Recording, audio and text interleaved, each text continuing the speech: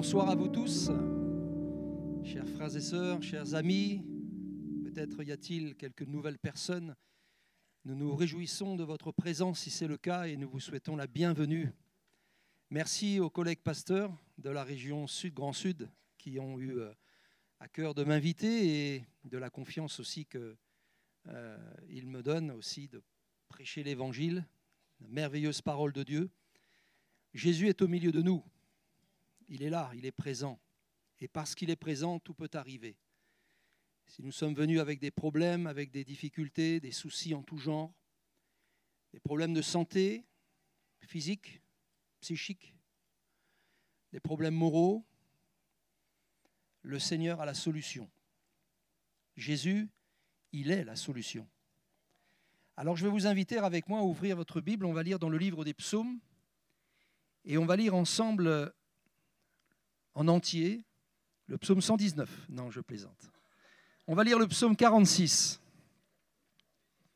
Je vous ai vu faire la grimace, là, c'est la parole de Dieu. Hein, elle est bénie, la parole de Dieu. Dans le psaume 46, lisons-le ensemble.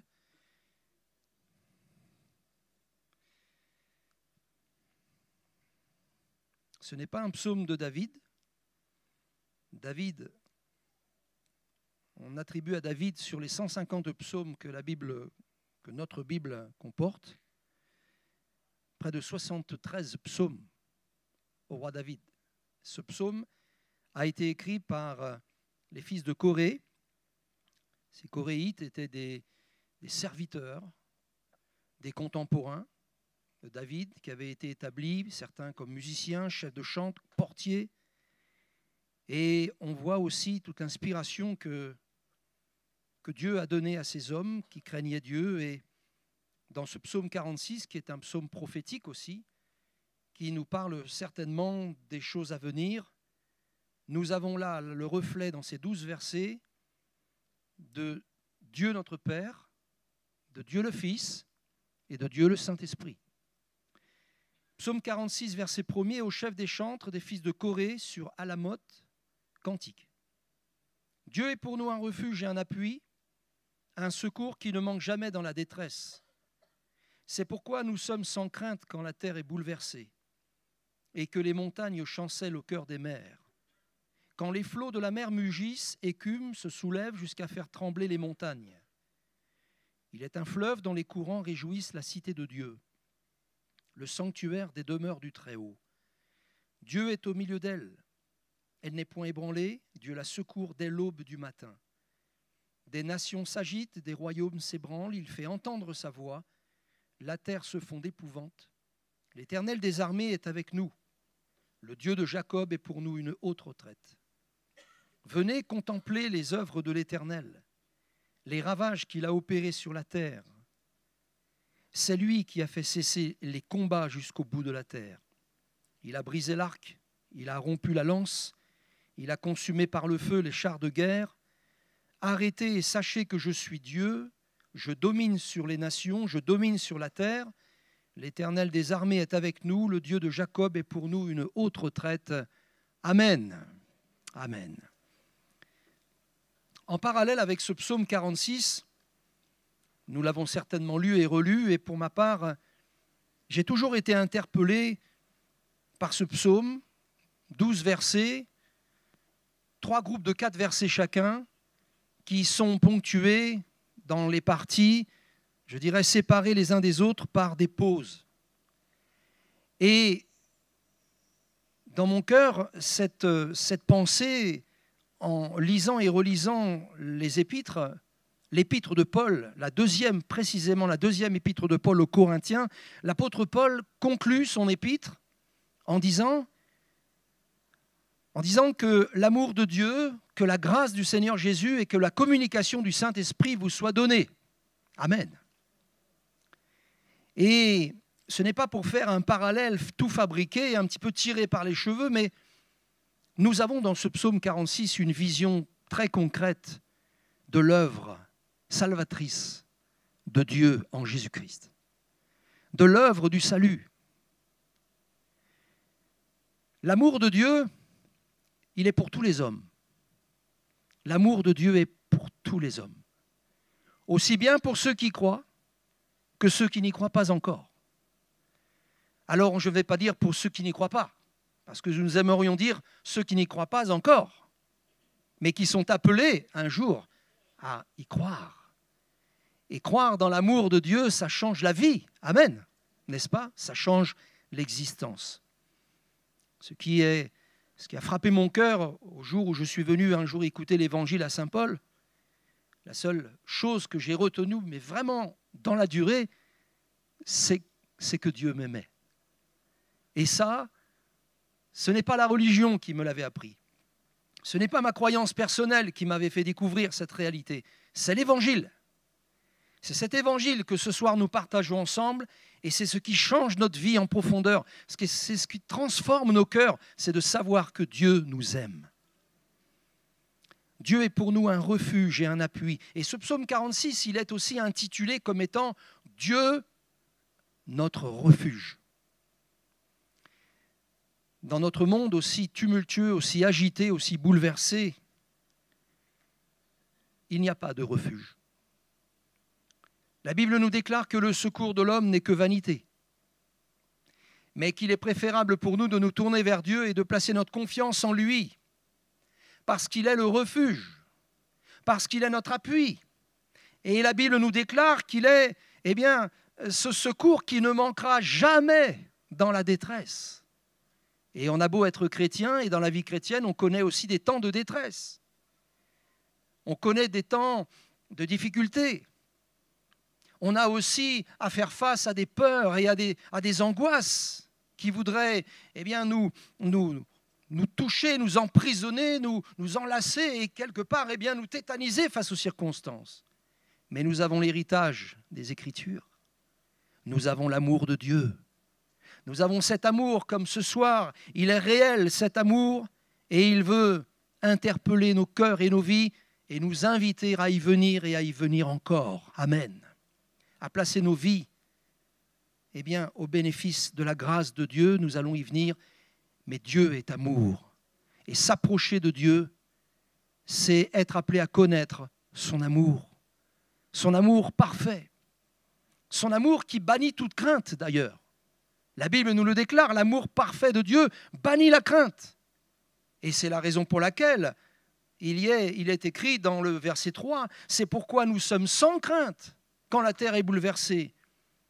C'est pourquoi nous sommes capables de les contrer, ces peurs et ces craintes, de leur résister et de leur donner quelque part l'occasion de fuir. Parce que l'amour de Dieu est plus fort.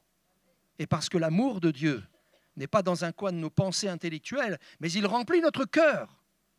Et c'est cela, la réalité de la vie chrétienne. Dieu nous aime. Et son amour, il s'est manifesté.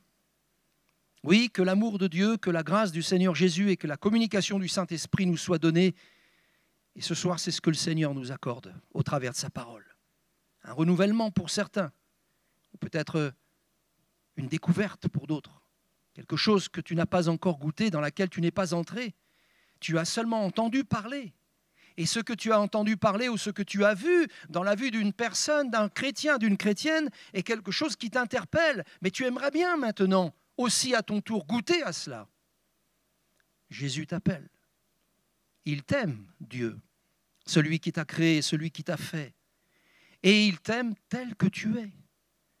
Il veut prendre en main ta vie, non pas améliorer ton existence, mais opérer un changement, te transformer. Et on voit combien il est bon de confier sa vie à Dieu, au Dieu de l'Évangile, au Dieu de la grâce, au Dieu de grâce, celui qui, dans son cœur de Père, nous a donné son Fils, son unique, Jésus, afin que nous soyons sauvés par lui. Oui, Dieu est pour nous un refuge et un appui, un secours qui ne manque et qui ne manquera jamais dans la détresse, jamais. Nous aurons et nous pourrons toujours avoir recours à l'amour de Dieu.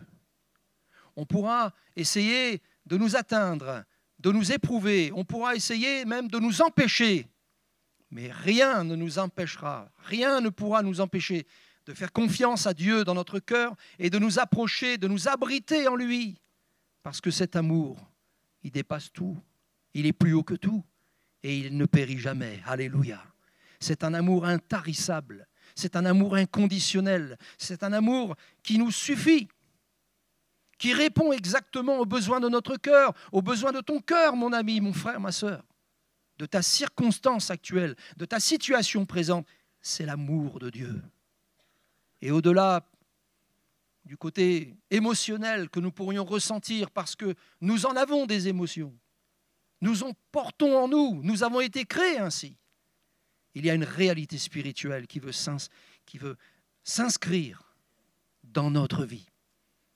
Souvent, on nous demande, à nous qui sommes chrétiens de l'Assemblée, « Alors, comment ça va ?» Et nous avons coutume de répondre à juste titre, « Ça va par la grâce de Dieu. » Et nous avons raison de le dire.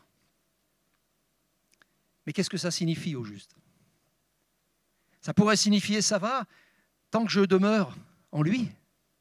Ça va tant que je suis couvert par sa grâce et son amour, tant que je trouve en lui mon refuge. » Oh, je n'attends pas le coup de coin, comme Créole dit, pour me réfugier dans son amour.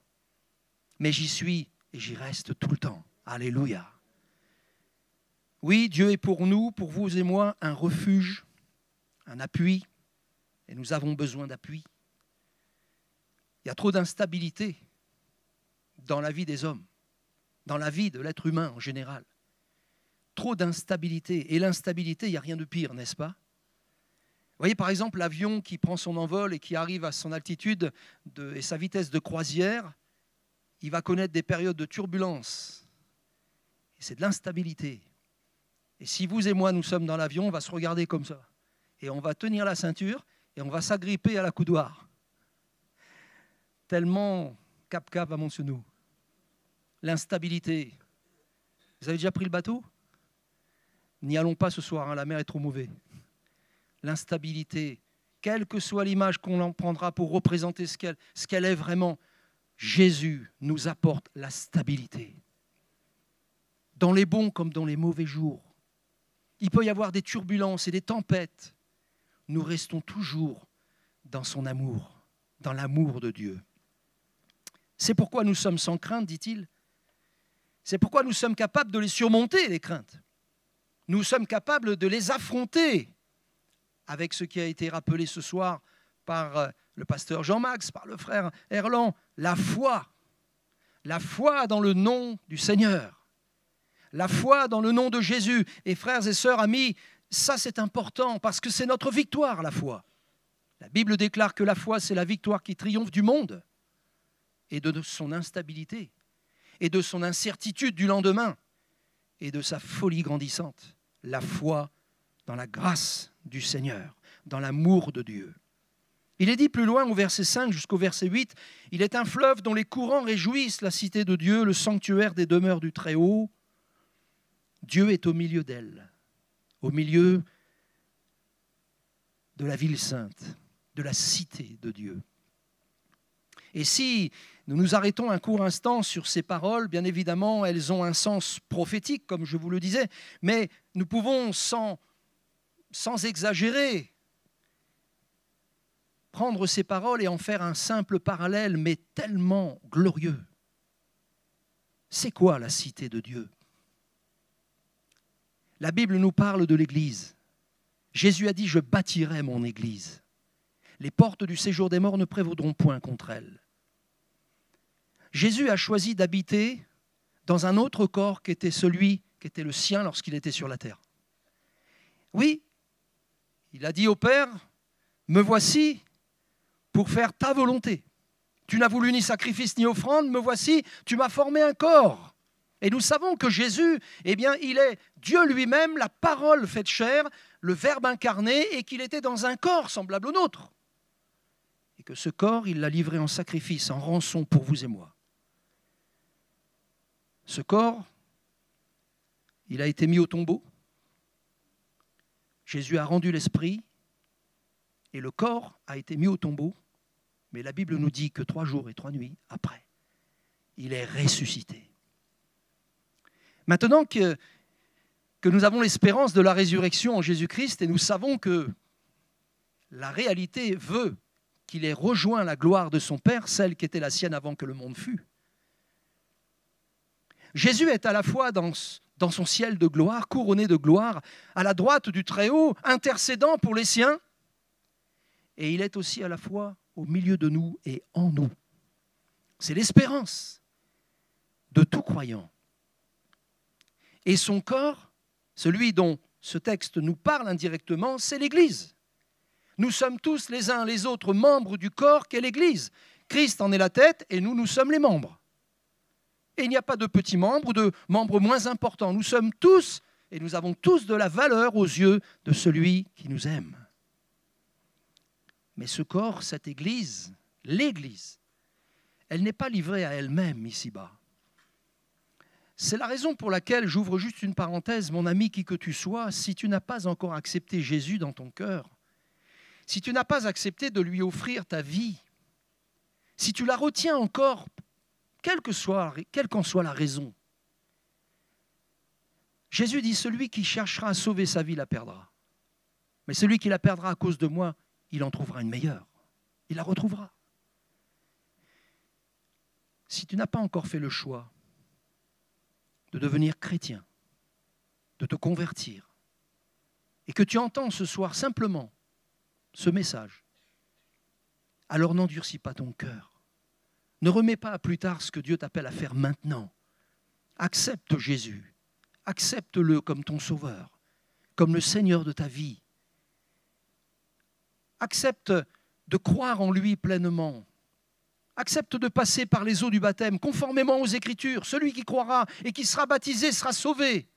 Et tu deviendras, par la grâce du Seigneur, parce que c'est son plan pour ta vie, tu deviendras membre de ce corps qu'est l'Église. Un chrétien, une chrétienne, qui trouvera constamment dans sa vie un refuge, un appui solide, oui, un secours qui ne manquera jamais dans des moments de détresse. Dieu sera ton secours et ton réconfort. Ce corps, c'est l'Église. Et l'Église, elle n'est pas orpheline. Parce que Jésus avait fait la promesse de nous envoyer son esprit, de ne pas nous laisser orphelins. Autrement dit, nous avons reçu, selon sa promesse, le Saint-Esprit promis. Alléluia. Et dans ce texte, il nous est dit que Dieu est au milieu d'elle, de la cité de Dieu, le sanctuaire des demeures du Très-Haut. Et il la secourt dès l'aube du matin. Elle n'est point ébranlée. Elle a la force de Dieu, l'Église. Elle a le zèle de Dieu. Elle a la vision de Dieu. Elle a aussi l'amour de Dieu. Et l'Esprit que Dieu avait promis de répandre sur nos vies, il l'a accompli pour nos vies. Et ce soir, tu peux le recevoir par la foi, le baptême dans le Saint-Esprit. Entrer dans cette vie de l'Esprit. Car le Saint-Esprit, c'est un esprit de force, d'amour et de sagesse. Et nous avons là dans ce texte de l'Écriture, du verset 4 au verset 8, du verset 5 au verset 8, une réalité de Dieu, le Saint-Esprit, une réalité du mouvement de l'Esprit, de la grâce de Dieu qui est opérée dans nos cœurs et dans nos vies, et aussi de toute la confirmation de la parole de Dieu lorsqu'on y croit, lorsqu'on la serre dans son cœur. Dieu accomplit toujours des miracles, des signes et des prodiges par l'action de son esprit au milieu de son peuple. Amen. Dieu la secourt dès l'aube du matin. Il est nécessaire de rappeler que l'Évangile n'est pas une religion. Ce n'est même pas la meilleure des religions, l'Évangile. Ce n'en est pas une, tout simplement. L'Évangile, c'est la grâce, c'est la bonne nouvelle que Dieu nous aime et que Dieu nous fait entrer dans sa communion, dans une relation avec lui. Et comment est-elle rendue possible cette relation? Sinon par le Saint-Esprit. L'Église que nous sommes, croyants, croyantes, cher ami, toi que Dieu appelle à venir à lui, tel que tu es, toi que Dieu appelle à te convertir, à accepter le Seigneur, toi, jeune homme, jeune fille, enfant, ado, toi qui dans ton cœur ressens cet amour qui te presse, réponds simplement au Seigneur. Réponds-lui favorablement. Dis-lui, oui Seigneur. Et nous avons dans ce passage de l'Écriture une réalité de l'Esprit, de la vie de l'Esprit dans l'Église. Nous ne sommes jamais seuls. Le Seigneur est avec nous et même en nous par le moyen de son esprit. Amen. Dieu est esprit. Oui, des nations s'agitent, des royaumes s'ébranlent, il fait entendre sa voix, la terre se fond d'épouvante. Mais l'Éternel est avec nous. Il est avec nous. C'est une réalité de Dieu. C'est la réalité de Christ pour son Église. Il a promis d'être avec nous tous les jours jusqu'à la fin du monde. Il a promis de venir chercher son Église, non pas de l'avoir laissée pendant quelques siècles livrée à elle-même et en trouver ce qui en restera, mais au contraire de l'avoir assistée tous ces siècles durant et encore aujourd'hui et jusqu'à son retour, de l'assister, de l'encourager, de la fortifier, de la revêtir, de l'armer pour le combat, parce que le combat s'intensifie pour l'Église d'aujourd'hui. Nous avons la grâce de Dieu qui a consisté en ce que nous voyons dans nos péchés, dans nos iniquités, nous appelant à la repentance. Il sait très bien, le Seigneur, que nous n'avons pas le pouvoir de nous changer nous-mêmes. Ce n'est pas par les œuvres qu'on peut être sauvé, c'est uniquement par la grâce de Dieu, par un seul moyen. Et il a été rappelé tout à l'heure, par le moyen de la foi. Aie foi en Dieu, mon ami. Aie foi en Dieu pour le salut que Dieu t'offre. Aie foi en Dieu pour la guérison qu'il a déjà accomplie à la croix. Aie foi en Dieu pour la délivrance qui peut s'opérer dans ta vie. Aie foi en Dieu dans son action ce soir pour toi. Et je termine, nous avons dans ce texte les derniers versets, les 4 derniers versets, 12 versets se subdivisant en 3 parties. Venez et contemplez les œuvres de l'Éternel, les ravages qu'il a opérés sur la terre. C'est lui qui a fait cesser les combats jusqu'au bout de la terre. Il a brisé l'arc et il a rompu la lance, il a consumé par le feu les chars de guerre. Amen. Je ne peux m'empêcher de renvoyer ces versets de l'Écriture à une autre référence, de les associer à cette référence de l'épître de Paul aux Colossiens. Cette épître de Paul s'adresse à ces chrétiens de la ville de Colosse et il leur dit « Vous qui étiez morts par vos offenses et par l'incirconcision de votre chair, il vous a rendus à la vie avec lui en nous faisant grâce pour toutes nos offenses. » Et il est dit ensuite au verset 14 du chapitre 2 de Colossiens, il a effacé l'acte dont les ordonnances nous condamnaient et qui subsistait contre nous. Et il l'a détruit en le clouant à la croix. Et il est dit ensuite, il a dépouillé qui ? Jésus. Il a dépouillé les dominations, les autorités, et il les a livrées publiquement en spectacle, en triomphant d'elles par la croix. Alléluia ! L'apôtre Jean a écrit ceci, Christ apparut pour détruire les œuvres du diable. Oui, l'arc d'airain a été brisé. La lance a été brisée. Vous avez l'image là de ce géant Goliath. Ce géant Goliath qui vient provoquer le peuple d'Israël, 1 Samuel 17. Et personne ne répond, ni même le roi Saül. Ils sont tous tremblants devant les menaces de ce géant de 3 mètres et quelques centimètres, 3 mètres 20. Et il est là, et pendant 40 jours, il insulte l'armée d'Israël, et il insulte le Seigneur. Il provoque. Il jette un défi, il lance le défi en disant « Donnez-moi un homme, et je vais le battre, et si c'est lui qui me bat, alors nous vous serons assujettis. Mais si je le bats, vous serez nos esclaves. » Le but du diable, c'est d'asservir. Le but du diable, c'est de rendre esclaves les hommes. Et Jésus dira à ceux qui avaient cru en lui, vous connaîtrez la vérité. Si vous demeurez dans ma parole, vous connaîtrez la vérité. Et la vérité vous affranchira, car quiconque se livre au péché est esclave du péché. Jésus est venu pour détruire les œuvres du diable. Et peut-être que ce soir, dans ta vie, mon ami, il y a des liens et des chaînes dont tu ne peux te défaire.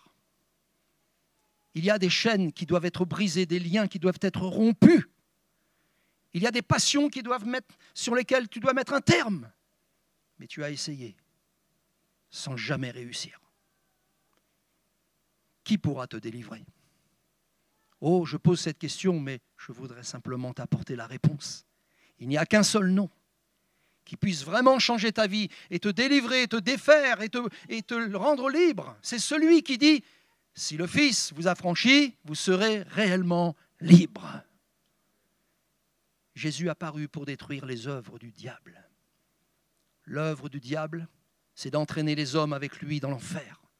L'œuvre du diable, c'est de les tenir sous la puissance du péché. Mais la puissance du péché, il a été vaincu, le péché. La puissance a été vaincue. Elle a été défaite par la puissance de la croix. Dieu nous invite à venir à lui et à vivre en lui.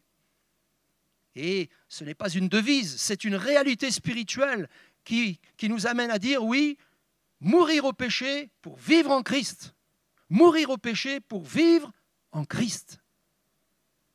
L'esprit de vie qui est en Jésus, il nous a affranchis de la loi du péché qui conduit à la mort. L'esprit de vie qui est en Jésus, la puissance de sa parole, appuyée par la puissance de l'esprit, doit trouver confirmation dans ma vie et dans ta vie, mon ami, et nous amener à être libres. Et nous le sommes. Nous le sommes en Jésus. Tu peux l'être en Jésus. Ce n'est pas un parfum de liberté, c'est une réalité dans laquelle on vit. Une force surnaturelle qui anime et qui assiste notre esprit, nos pensées, c'est le Saint-Esprit, c'est cette puissance d'en haut qui veut nous amener à refuser tout compromis et nous rappeler qu'à la croix du Calvaire, Jésus n'est pas mort en vain. Qu'à la croix du Calvaire, Jésus est mort pour nous rendre libres, pour nous ramener à la vie. Le salaire du péché, c'est la mort. Mais le don gratuit de Dieu, c'est la vie éternelle. En Jésus-Christ. En Jésus-Christ. Paul a dit à ces chrétiens de Corinthe, en concluant sa deuxième épître, c'est une quatrième lettre en réalité, mais c'est la deuxième épître, et il va leur dire que l'amour du Père, que la grâce du Seigneur Jésus, que la communication du Saint-Esprit vous soit donnée.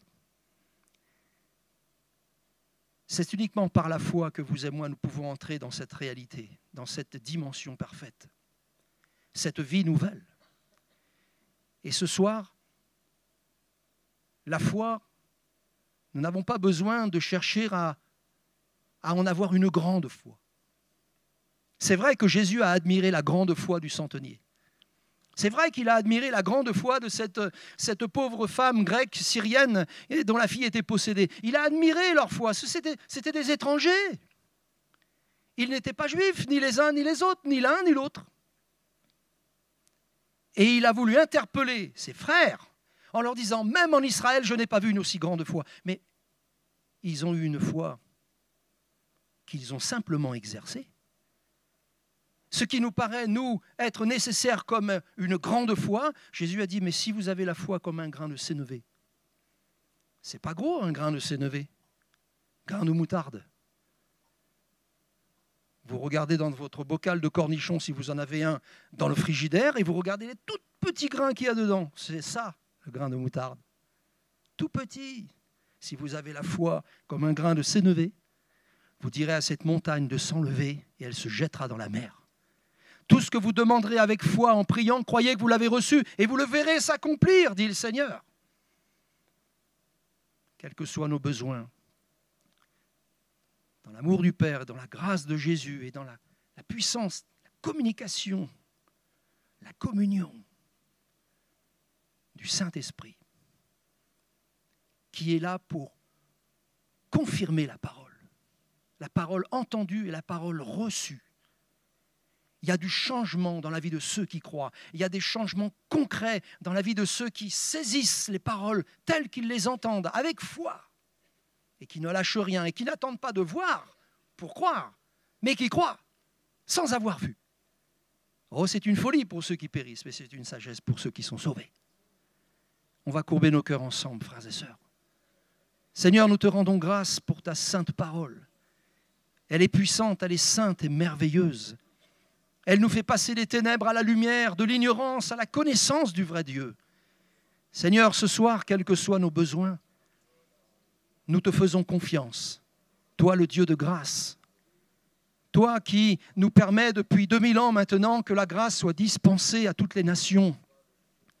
L'Évangile est parvenu jusqu'à cette petite île de la Réunion, perdue dans l'océan Indien, mais peuplée d'hommes et de femmes qui ont été créés à ton image et que tu aimes, que tu veux sauver, que tu veux guérir, que tu veux parfaitement réconcilier avec toi-même. Seigneur, merci parce que par ton esprit maintenant tu agis et tu travailles dans les cœurs et les consciences. Confirme donc ta parole dans la vie des uns et des autres que nous sommes. Nous avons tous besoin de toi à des degrés différents, mais bien que nos circonstances soient différentes, ce qui nous rassemble ce soir, c'est l'amour pour un même nom de Jésus, pour une même parole, pour une même espérance. Oh Seigneur, merci pour ta bonté. Notre Dieu, toi qui veux sauver, car tu es le sauveur de tous les hommes, ta volonté est de sauver les hommes.